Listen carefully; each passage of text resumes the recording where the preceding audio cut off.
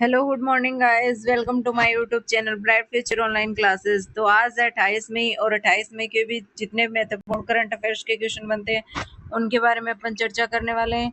तो पहला प्रश्न है स्क्रीन पे, मई 2026 में किस देश ने सेन जाऊ 23 अंतरिक्ष यान से 3 अंतरिक्ष यात्रियों को अपने तियोंगोंग अंतरिक्ष स्टेशन पर भेजा है? तो इसका जो राइट आंसर है ऑप्शन सी, चीन ने भेजा है। अब इसके बारे में देखते हैं किन किन 3 अंतरिक्ष यात्रियों को भेजा है। तो सेन जोऊ 23 मिशन में 3 अंतरिक्ष यात्री हैं, वो कौन कौन से हैं? पहला कौन सा है? जू यांगजू जो मिशन कमांडर हैं। दूसरा है जांग जियुआन जो कि चालक दल के सदस्य हैं। तीसरा है लाई का यिंग या फिर ली जिंग जो कि चालक दल के सदस्य हैं। यह मिशन ऐतिहासिक है क्योंकि लाई का यिंग हांगकांग की पहली अंतरिक्ष यात्री बन गई है जो अंतरिक्ष की यात्रा की है। और ये कौन से जो रॉकेट से लॉन्च किया जाएगा? लॉन्ग मार्च 2F रॉकेट की मदद से ये लॉन्च किया जाएगा। अब नेक्स्ट देखते हैं अपन, राष्ट्रपति द्रौपदी मुर्मू ने 25 मई 2026 को आयोजित प्रथम नागरिक अलंकरण समारोह में कितने विशिष्ट व्यक्तियों को पद्म पुरस्कार 2026 से सम्मानित किया गया है? तो कितने को किया गया है? 66। टोटल कितने हैं? 131 है और प्रथम चरण में 66 को पद्म पुरस्कार दिए गए हैं। अब देखते हैं अपन इनके बारे में। 25 मई को राष्ट्रपति द्रौपदी मुर्मू ने राष्ट्रपति भवन में आयोजित सेरेमनी में पद्म पुरस्कार प्रदान किए। पहले चरण में 131 पद्म पुरस्कारों में से 66 लोगों को सम्मानित किया गया। बाकी पुरस्कार दूसरे जो चरण है उसमें सम्मानित किए जाएंगे। अब 2 पद्म विभूषण है, कौन कौन किन किन को मिला है? एक तो वायलिन वादक है डॉक्टर एन राजम को, उनको उनके शास्त्रीय संगीत में उनके असाधारण योगदान के लिए पद्म विभूषण दिया गया। एक अभिनेता धर्मेंद्र को, जो कि कला और सिनेमा जगत में उनके अंतरिक्ष योगदान के लिए मरणोपरांत पद्म विभूषण दिया गया है। अब देखते हैं अपन प्रमुख सम्मानित पद्म पुरस्कार सम्मान सूची के बारे में। उत्तराखंड के मुख्यमंत्री और महाराष्ट्र के पूर्व राज्यपाल रहे भगत सिंह कोश्यारी, उनको भी पद्म विभूषण से सम्मानित किया गया।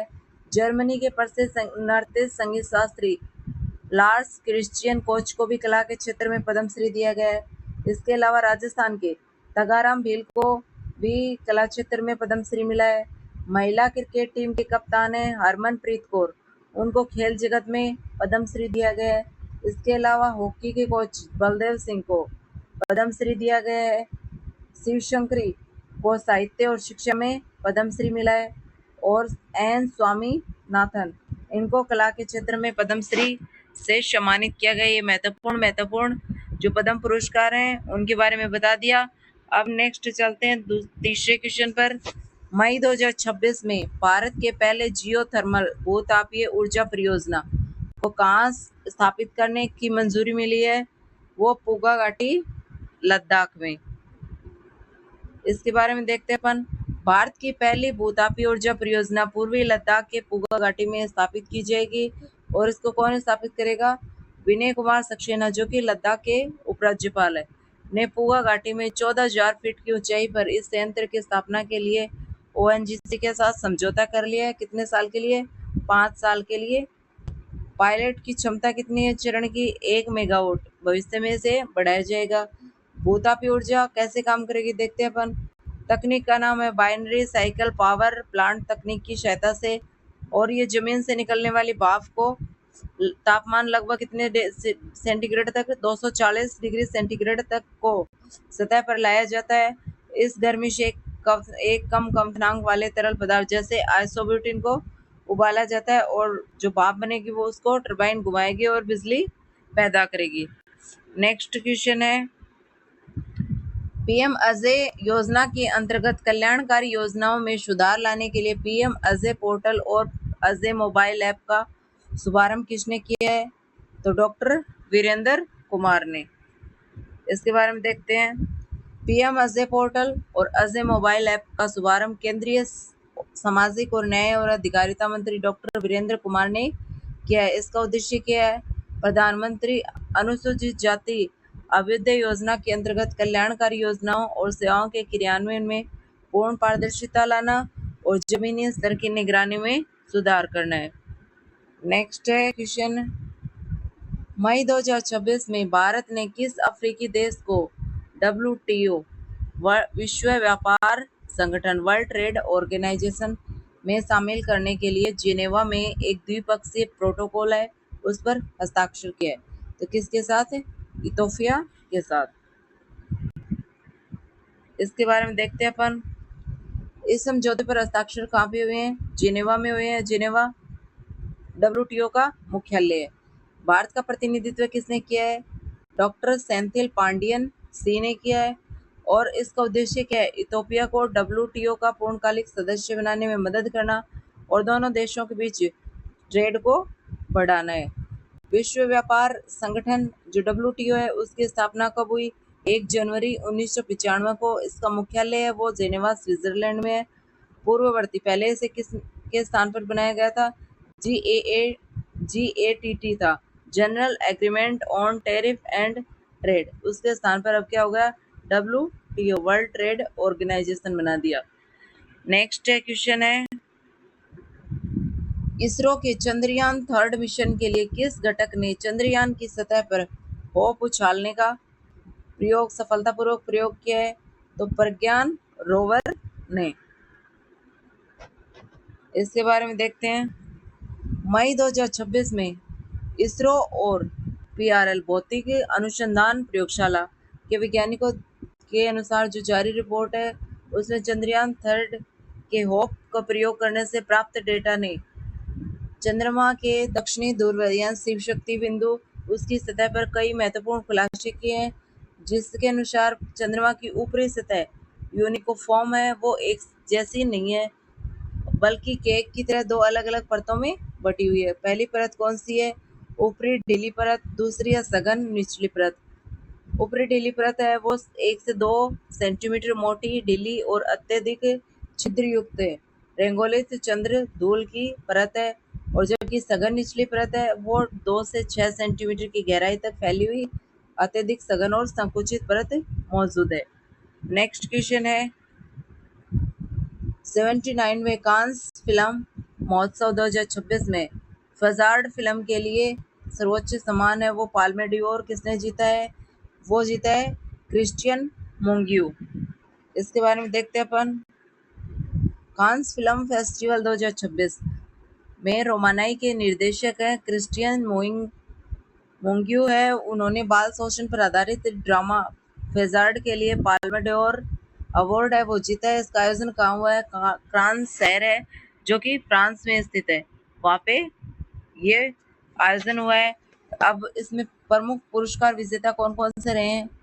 पहला है ग्रैंड पिक्स अवार्ड, वो किसने जीता है? आंद्रे जुआंग तेस ने मिनोटर के लिए। और जूरी प्राइज अवार्ड है वो वालेस्का ग्रिशबाक ने जीता है दैट ड्रीम्ड एडवेंचर के लिए। बेस्ट एक्टर का अवार्ड है वो किसने जीता है? इमैनुअल मैक्रा और वैलेंटिन कैंपेन ने। और बेस्ट एक्ट्रेस है वो ताओ आकामोटो और वर्जिनी एफिरा ने जीता है। शॉर्ट फिल्म श्रेणी में अनसर्टेन रिगार्ड जूरी पुरस्कार है वो the elephant in the folk को मिला है। अविनाश विक्रम शाह द्वारा निर्देशित जो फिल्म है नेपाली लघु फिल्म को भी मिला है। नेक्स्ट है, भव्य योजना के तहत 6 वर्षों की अवधि में पूरे भारत में प्लग एंड प्ले औद्योगिक पार्क स्थापित करने की योजना है जो भव्य योजना है। और इसमें कितने प्लग एंड प्ले औद्योगिक पार्क विकसित किए जाएंगे? 100। अब इसके बारे में देखते हैं भव्य योजना क्या है। भव्य की फुल फॉर्म क्या है? भारत औद्योगिक विकास योजना। क्या है? भारत औद्योगिक विकास योजना। अब मई 2026 में वाणिज्य और उद्योग मंत्रालय के उद्योग और आंतरिक व्यापार संवर्धन विभाग DPIIT ने भव्य योजना की क्रियान्वयन के लिए विशिष्ट दिशा निर्देश दिए हैं। और उन दिशा निर्देशों के अनुसार सामान्य या फिर जो गैर पहाड़ी राज्य हैं उनके लिए न्यूनतम भूमि की आवश्यकता कितनी होनी चाहिए? 100 एकड़ होनी चाहिए। और पहाड़ी या पूर्वोत्तर राज्यों और केंद्र शासित प्रदेशों के लिए सीमा कितनी निर्धारित की है? 25 एकड़। और इसमें कुल व्यय कितना आएगा? 33,600 60 करोड़ रुपए, और इसमें से 60 करोड़ रुपए वो प्रशासनिक कोष भी शामिल है।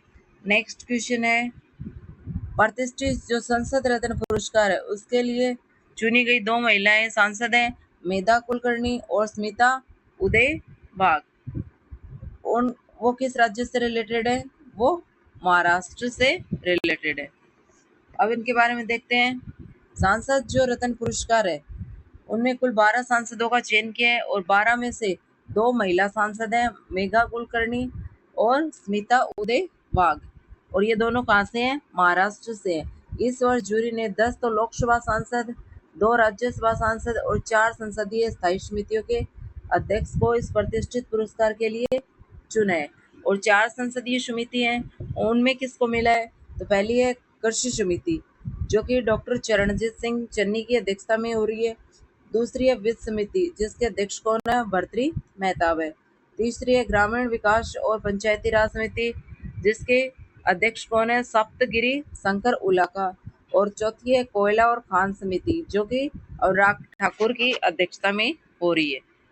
अब देखते हैं अपन, नेक्स्ट क्वेश्चन है, मई 2026 में झारखंड के रांची में किस सुरक्षा पहल के अभियान के तहत 27 माओवादियों ने पुलिस के समक्ष आत्मसमर्पण किया है? तो किस अभियान है? ऑपरेशन नवजीन।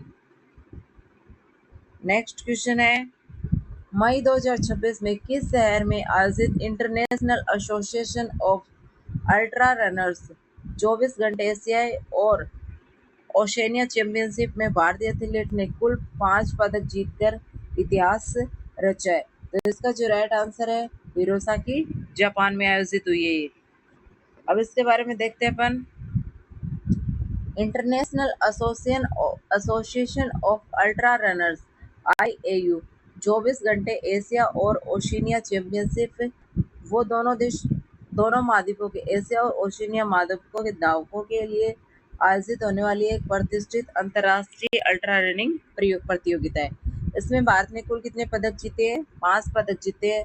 टीम इवेंट में देखते हैं अपन, भारतीय पुरुष टीम ने कुल 815.833 किलोमीटर की दूरी तय करके टीम ने स्वर्ण पदक जीता है, जबकि महिला में कांस्य पदक मिला है। और भारतीय टीम ने कितना किलोमीटर की यात्रा की?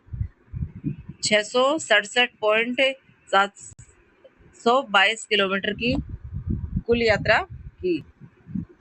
नेक्स्ट क्वेश्चन है, अंतरिक्ष प्रौद्योगिकी में निजी क्षेत्र की भागीदारी को बढ़ावा देने के लिए इन स्पेस ने किन 2 भारतीय राज्यों में कॉमन टेक्निकल फैसिलिटीज स्थापित करने की मंजूरी दी है?